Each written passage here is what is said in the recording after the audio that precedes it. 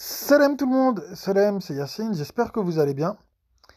Alors, ce matin, j'aimerais vous partager une petite vidéo. Donc, une vidéo un peu marrante sur laquelle je viens de tomber. Donc, on va la regarder ensemble et après, je vais commenter. D'accord? Allez, à tout de suite. Le musulman sort de chez lui par exemple, ou encore lorsqu'il sort de la mosquée, il arrive parfois qu'il retrouve ses chaussures espacées, comme c'est le cas ici. Et il pourrait être amené à vouloir enfiler sa première chaussure pour aller marcher vers la deuxième. Mais le problème c'est qu'en faisant cela, eh bien il va marcher comme marche Shaytan, le diable. Et le prophète alayhi salatu wassalam nous dit dans un hadith, Inna shaytan yamshi fi na'lil wahida. Certes, Shaytan marche avec une seule chaussure. Il est donc demandé aux musulmans de s'éloigner de cette façon de faire, c'est-à-dire de ne pas marcher avec une seule chaussure.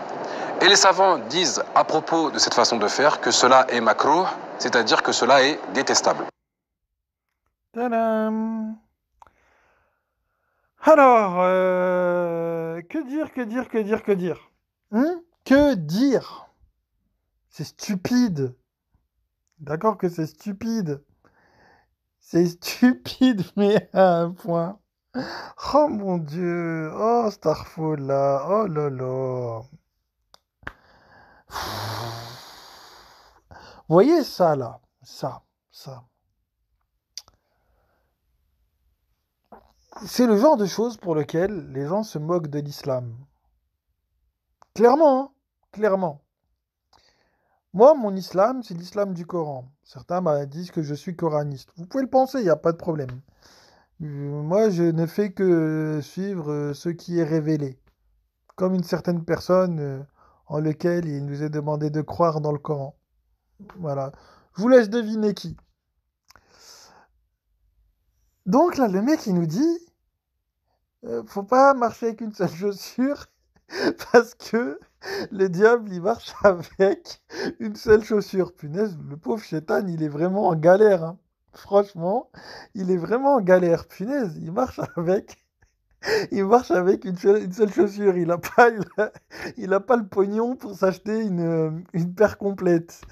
Ah ouais, non mais fou, punaise, qu'est-ce que... Franchement, honnêtement, vous voyez, elle est là la différence entre les gens qui suivent que le Coran, comme moi, et les gens qui suivent les hadiths, comme lui. C'est que les gens qui suivent le Coran, que le Coran et uniquement le Coran, vous allez voir que c'est des gens qui sont éclairés, qui sont intelligents, qui raisonnent, qui ont de la logique, qui suivent pas leur passion, qui marchent à la preuve.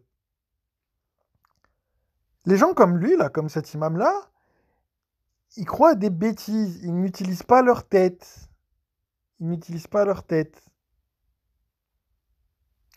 Vous savez, je ne sais pas si vous connaissez l'expérience de Milgram. L'expérience de Milgram, c'est ce qui a montré comment les gens étaient des moutons.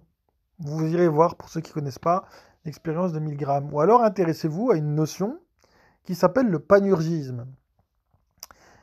Et pendant la Seconde Guerre mondiale, en fait, vous savez, il y a Goebbels, le propagandiste d'Hitler, qui disait que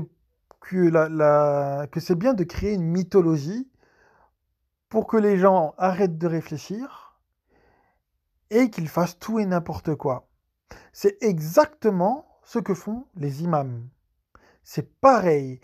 Là, le truc, là, le délire là, de sortir du pied gauche des toilettes ou d'y rentrer, je sais plus c'est quoi le délire.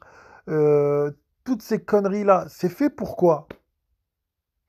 C'est fait pour vous abrutir. Le mimétisme, il est fait pour quoi? Il est fait pour vous abrutir. Parce que si vous êtes dans le mimétisme, bah, vous ne réfléchissez pas. Les choses, elles deviennent mécaniques. Vous voyez? À la différence du Coran, parce que le Coran, lui, ne vous demande pas d'être dans le mimétisme. Le Coran, lui, vous demande d'utiliser votre tête, votre cerveau. Allah, ce que veut, Allah, c'est des gens qui réfléchissent. Allah veut des gens qui utilisent leur tête. Question, à quel moment cet imam-là, il a utilisé sa tête? Et je parle pas pour faire le poirier, hein, pour réfléchir. À quel moment cet imam-là, il a utilisé sa tête, son cerveau? Jamais, jamais, jamais. D'ailleurs, il faudra m'expliquer un truc. À quel moment le prophète, il a vu Shaitan dans le Coran? Il l'a jamais vu. Il n'a jamais vu le Shaitan. Mohammed, que la paix soit sur lui. Il n'a jamais vu le Shaitan. Comment il sait alors que le Shaitan, il marche comme ça? Petite réflexion également que j'apporte. Sourate 6, verset 112. Nous avons permis aux ennemis de chaque prophète, diable parmi les hommes et les djinns, shayatin minal ins wa minal djinn. Donc il y aurait des shayatines parmi les ins, les humains. Vous êtes sûr que les shayatines, c'est une créature mystique? Et que Shaitan, c'est une créature mystique? Et que c'est pas plutôt pour symboliser un état d'esprit? Ouais, c'est vrai que c'est un peu trop élevé pour les imams, ça. C'est vrai que je vais un peu trop loin. Le level, il est trop. Vous voyez, ça demande des efforts. Faut réfléchir. Faut utiliser son cerveau. Faut lire le Coran et l'analyser et réfléchir avec sa tête pour en arriver à ce genre de conclusion-là. Ouais, ouais, ouais. Donc du coup, hmm, comment on sait que le shaitan il marche avec avec une seule chaussure? Il doit vraiment être en galère. Hmm. Il marche avec une seule chaussure, mon Dieu. Pourquoi ils inventent des trucs comme ça? D'ailleurs, dans le 612 là, que je viens de vous réciter, là, si vous allez le voir en entier, on vous dit donc, nous avons permis aux ennemis de chaque prophète, diable parmi les hommes et les djinns, de s'inspirer des paroles afin de tromper. Si Allah l'avait voulu, il ne l'aurait pas fait. Tu les ignoreras, eux et leur fabrication. Là, ce qu'il est en train de te dire, là, le mec, avec le fait que le shaitan, il marche avec une seule chaussure. C'est pas justement une fabrication des chayatines, ça? Afin de tromper les gens sur ce qu'est réellement shaitan et sur ce que sont réellement les chayatines. Ah merde, c'est vrai, c'est encore trop compliqué pour eux, ça. Merde. Ah là là là là là là. Franchement, franchement, franchement. Donc le mec, hein, écoutez bien, donc ça fait 3 jours qu'il a fait sa vidéo. 3 jours. Il y a des problèmes hyper importants. Et le mec, la seule chose qu'il trouve à dire en vidéo, c'est le diable, il marchait avec une seule chaussure. Oh là là, finesse. Ah ouais, franchement, vous voyez, on essaye toujours, toujours. Honnêtement, et c'est leur objectif, hein. C'est leur but. Ils veulent toujours que vous restiez euh, au plus bas niveau intellectuel possible. Parce que si vous commencez à vous élever, ils n'auront plus aucune prise sur vous. Et s'ils n'ont plus de prise sur vous, ils toucheront plus votre pognon. Bah ouais, parce qu'en fait, tout ça là, le sunnisme, tout comme le chiisme d'ailleurs, ça n'est qu'une histoire de pognon. À votre avis, pourquoi le vendredi vous demandent des dons? Et quand vous leur donnez un don, ils vous disent Machallah, t'inquiète pas, Akhi, Allah il va te construire une maison au paradis. Ah bon? Ah bon? Vous voyez?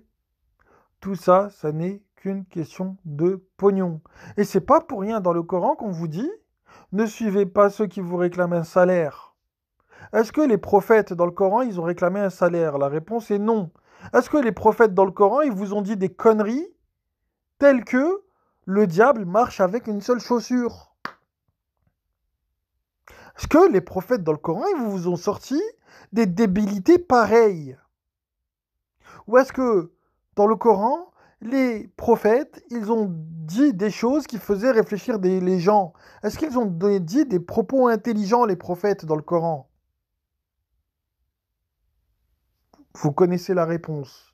Est-ce que l'islam que propose cet imam-là, en plus de ça, apprendre l'islam facilement, oh là là, oh mon Dieu, je sais même pas quoi dire. voilà, apprendre l'islam facilement. Il raconte des bêtises comme ça. Et je suis sûr, on va regarder les commentaires.